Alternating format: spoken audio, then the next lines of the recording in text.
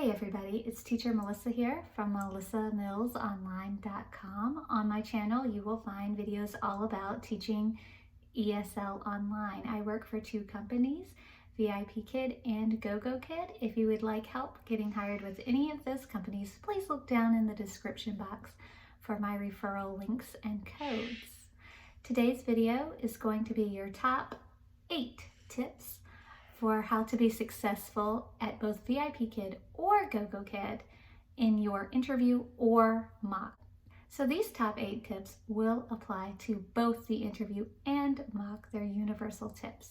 Let's go ahead and get started right now and with tip number 1. Tip number 1 is both companies want you to be happy and friendly.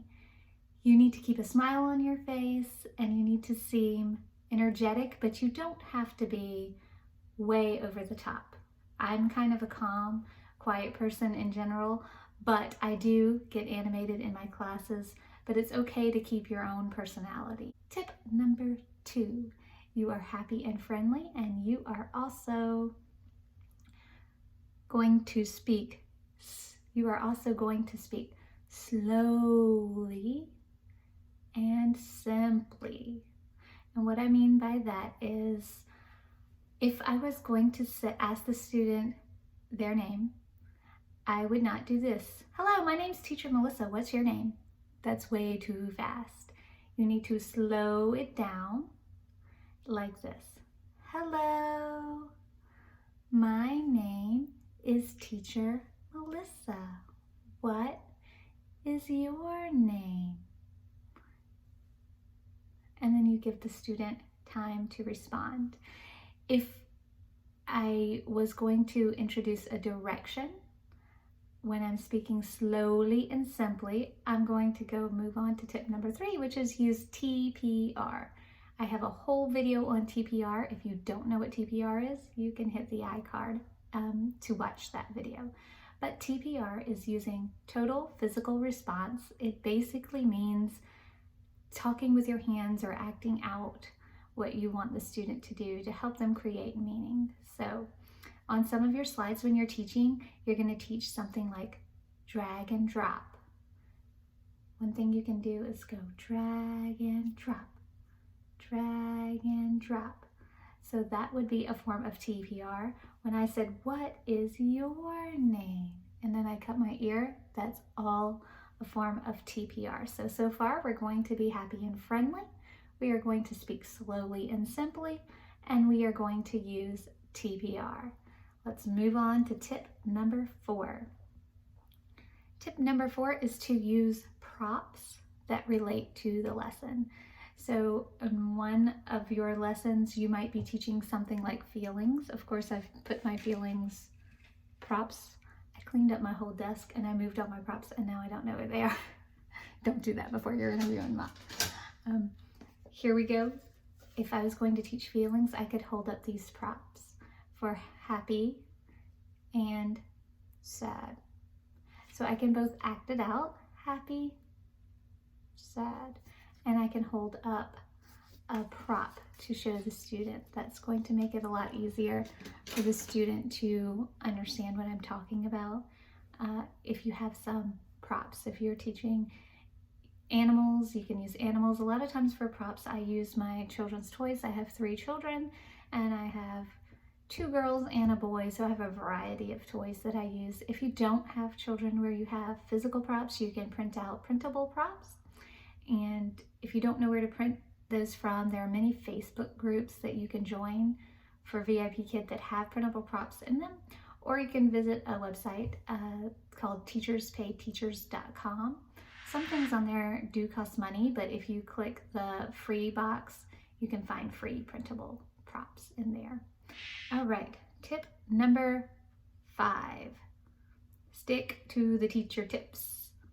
If the slide says to ask the student a question, you need to make sure you actually ask the student the question on that slide. If the slide says the student needs to drag and drop, you need to actually ask the student to drag and drop. If the slide says that the student needs to say a complete sentence and the student is only saying a one-word answer, you need to elicit a full sentence from the student. So there are tips, there are teacher tips on every single slide for both companies. You need to make sure that you pre-read those, that you know what they are before you do either your interview or mock. Now, the next tip is tip number 6, which actually I said in number 5. Make sure that you elicit full sentences. Both companies want you getting full sentences from the student. So if I am pointing to something and I am saying like, apple, apple, it is an apple.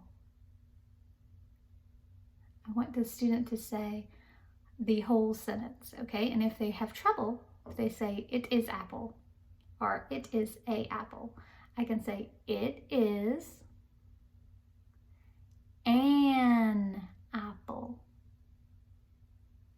So make sure if you are doing a video that you pretend, if you don't have a real student, pretend that you helped them say a full sentence, and that is the way that you can pretend. All right, moving on to tip number 7. Make sure you give out a secondary reward. I personally like to relate my rewards to the lesson.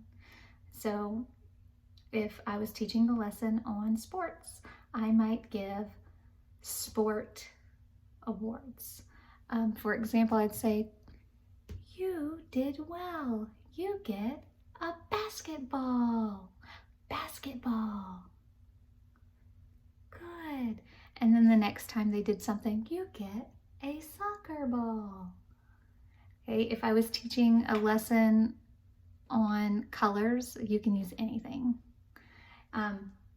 For example, these are little monsters. I like to use these sometimes. You get a green monster. You get a pink monster.